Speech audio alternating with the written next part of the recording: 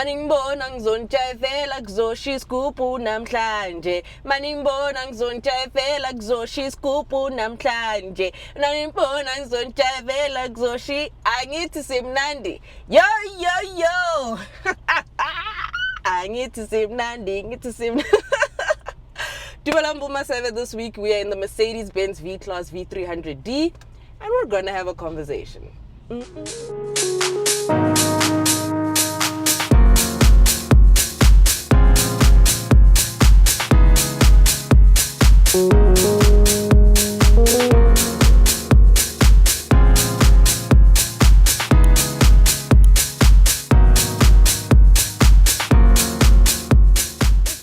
To the channel, welcome. My name is Riba. I am a content creator, motoring reviewer, jack of all trades and master of none, and I hope you hit the subscribe button. Please do click on the bell icon so you can get notifications every time I post. And if you're an upstanding member of the Maseve Society, thank you so much, Bu Maseve, love. Please don't forget to watch those ads because Kulavega Gucci and all that jazz.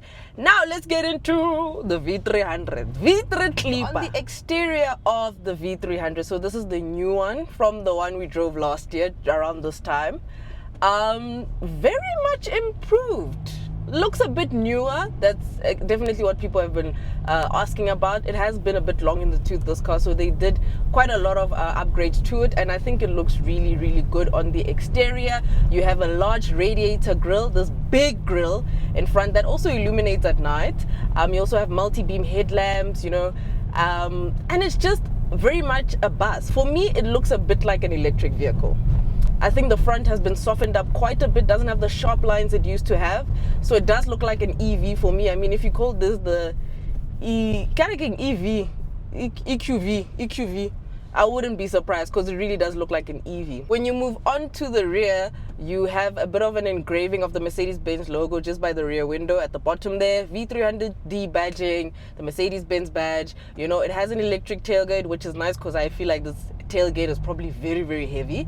But it's a good looking car. It looks really nice. I love the fact that this color is a bit of a problem. I love the color. The black looks good, but it's Warama, so it really does catch dirt quite a bit. And yeah, the rim. I don't like this rim. I think this rim just looks terrible. I can't be spending so much money, guys. Every morning I wanna panic. But you can, however, get multi-spoke rims. Spokes each, you guys. Multi-spoke rims, you can get that at no extra cost.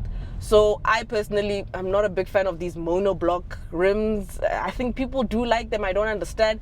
I think it just looks very it's an eyesore for me. So I think that's the only element on the exterior that I am not happy about. But other than that, beautiful, beautiful car. Absolutely beautiful car. Moving on to the interior, I think that's my favorite place to be. I love this interior because they've redone it so well. From the outgoing model, you had that small screen. Now you have the 12.3-inch screen. It has Apple CarPlay and Android Auto connectivity. The graphics are crystal clear. I love the steering wheel. It works so well for the car. Yes, it's touch haptics, but it's so beautiful. I love all the improvements they've done to this car. The ambient lighting, you can get up to 64 colors in this interior. The finishes, the leather, the wood, every little detail of this interior, this fascia, this cockpit is second to none. I think this is a stunning interior. It's faultless, you know. You have the air vents up in front here, and your climate control menus are buttons, so I appreciate that a lot.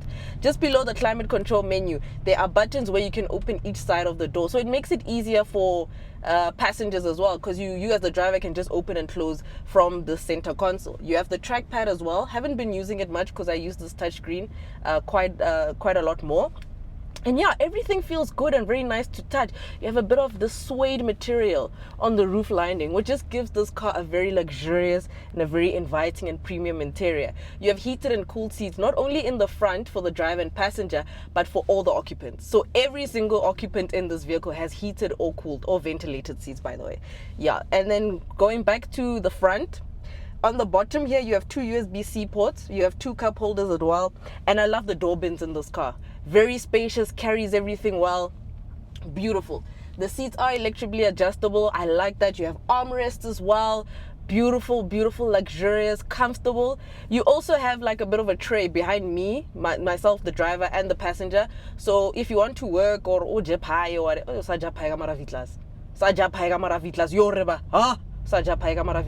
you want to eat something, butter pie. I'm joking, but you want to eat or open up your laptop, there is a tray table behind, so it's like you're in a bit of a flight. So very, very executive and beautiful interior. So you can get this car configured in a 6-seater, 7-seater, or 8-seater. I would really pick the 7-seater, which is this one. It's very nice. You can also change the second row of seats to make it a bit more executive seats. So you can get these plush seats that are electrically adjustable. So you can really configure this car to your liking, and I really appreciate that about Mercedes-Benz and how they've managed to make this vehicle very owner-centric and very family-oriented, or just very communal, so that you are thinking about people that you're going to have in the car. So there's a tray table in the middle at the back there. It's a vibe. It's a proper interior. I'm so grateful that they redid this where the infotainment system. They really put a lot of effort into it, and I'm just raving. Burmeister. The Burmeister in this thing is similar to the one in the CLE.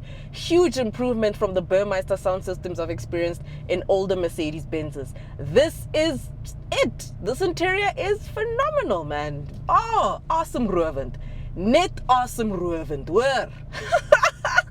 So now let's move into the drive. What is powering the Mercedes-Benz V300d? So this vehicle is powered by a 2-liter turbo diesel engine that produces 174 kilowatts and 500 newton meters of torque, mated to a 9-speed DCT. Look, it drives beautifully. It is much of a bus, so it drives very well. And with it being a diesel, the grunt is there. The diesel grunt comes out, or it becomes quite pronounced when you're driving. When you start the car, it sounds very quiet. But as you're driving and you accelerate, that whoo is there. It's not annoying, because once you get onto higher speeds or you've just passed 3rd gear or 2nd gear, it becomes a bit more quiet. The other thing I've noticed about the V-Class is that it's quite a bit on the firm side.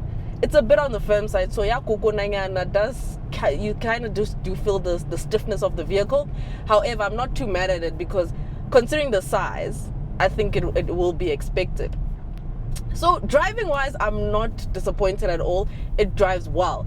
And what I like is that even for a car of its size, this car is huge and it's long and it's, I think, over 2 tons. It does not drive like a car that's over 2 tons.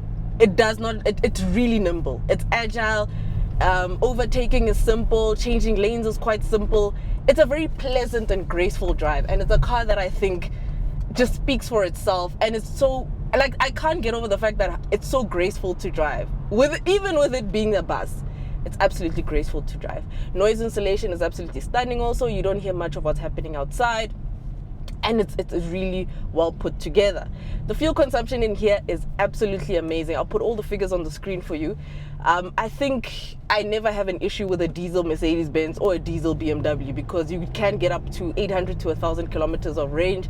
And I've raved about their focus on fuel economy many times. So I'm very much impressed with that. So the drive for me, it's only the little things I've mentioned. I think it's stunning, man. It's really good. So now let's get into the verdict of the Mercedes-Benz V300d. What does maseve think about it? So first things first that I wanted to chat about is the exterior once again. I'm not too sure about it, but I don't hate it. So I can't explain how I feel about the exterior looks. It looks a lot like an EV now, as opposed to the outgoing model, but it's welcomed change. Like, it's like, okay, fine. It's just me expressing a bit of disdain in that. Another thing that I'm not sure about, just the stiffness of the ride. It's a very stiff ride. Well, it's not very stiff, but there's a lot of firmness. But it's welcomed as well, because it's a people carrier, so it can't have a flimsy suspension. So just those 2 things. But I think this car is absolutely it. This is perfection on wheels. This is the epitome of a bus. This is luxury redefined. This is luxury redone. This is luxury being improved continuously. And it's so funny for me, because other Mercedes Benz reviews that I do, I'm never happy with the interior quality. Like, if I can speak on the GLA and the A-Class. But now I feel like they are now taking us seriously, because when we tested that CLE down in Cape Town, the quality of that car is similar to this one. It's so good that I'm like, Mercedes Benz is probably going back to its former glory of being luxurious, being the epitome of luxury, being an aspirational brand. And as much as they have a heavy price tag, the car's fantastic. This interior is it for me. The changes are amazing. Oh my goodness, like, I can't get over it. The drive is also impeccable. It's quite good, right? So let's get into the pricing.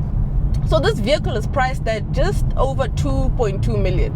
So just round off to 2.3 million. And I think you're getting a whole lot of car and more for that. I can agree that it is a high price tag, but I think it's fine. It's justified, considering the fact that it is essentially a 7-seater. Has all the bells and whistles, has a great Burmeister sound system, has a great sunroof, a Panoraza at that. And it's just such an inviting car. It's such an aspirational car that I can't fault that pricing. I can't be upset at it. And the fact that they've upgraded it and made it a better quality product makes me even more happier. So I'm very much impressed with the V-Class. Like, le bus. And I am taken aback by it. When it comes to rivals, that's where things get a bit tricky, because we can put it in the same segment as the VW Caravelle, Ford Tourneo, maybe the Toyota Quantum VX as well. But the issue is, those cars aren't equipped or as luxurious as this. So essentially, the V-Class is in a league of its own. So that's why they probably can get away with the pricing, because there's no other brand that gives you the same amount of luxury, cult status, quality, looks, road presence at a cheaper price, right? We know Volvo's probably coming out with a rival for this, but we'll see it like. But I don't think there's a car of this size and of this stature that can surpass the V-Class, right? You can argue you can get other cars, you can get Defenders, you can get Porsches, you can get X5s, whatever. But get a 5-seater and a bus. At the end of the day, as a V-Class, you know? But I think it's fine. And this, when I realized this thing about the quality, I know I've been going on and on about the quality of this car. The reason being, guys, I've spoken about the quality of Mercedes Benz cars, and it's just not the greatest anymore. But the fact that with the CLE and the V-Class, they've redeemed themselves and made this interior not the creaky interior we know. Remember some Mercedes Benz's, there's none of that in here. It just goes to show that Mercedes Benz can. They just don't want. It's like dealing with a man sometimes. You know, men know what they need to do to keep someone happy, but they just don't do it. And then now you are just like, fine, okay, let me leave this man, this brand, and go to another one. You know? I don't know if that analogy makes sense. But they can. They really can be a luxurious brand. They can go back to their former glory. And guys. The quality for me is the highlight, because I'm like, guys, Benson Akongwe has let me down ka quality. But this is second to none. So ultimately for me, I will have to give the Mercedes Benz V-Class a 9 out of 10. Even with its large size, it's very easy to maneuver daily on city driving, very easy to park, very easy and simple to drive, so you shouldn't be intimidated by the size. Has a great sound system as well, looks the part, and the way that this quality has improved, I am not disappointed at all in this car. Is it a car I'd recommend? Yes. If you have 2.3 million rand lying around somewhere, do go buy it. I mean, you know, if you have that money, buy it. Like, what have you got to lose? Maybe just 2.3 million, but after you lose that 2.3 million, you've got a great bus. It's a win-win. And that is it from me, maseve. Don't forget to like, comment, and subscribe, and I'll see you in the next one. Let me know what you guys' thoughts are about the Mercedes Benz V-Class in the comments. Do you like? Do you not like? And what are you getting for 2.3 million rand? Towards the end of the year-end fatigue has got us. But I was just thinking to myself, I think I ended off the year last year on 15,000 and now on 35,000. So thank you. Thank you, maseve, buseveni. I love you. Kalarato la love. Namiranza ngofu. Ndianifuna ngamanda. Ndianitanda. Akasliferela. So yeah, see you in the next one. Bye bye.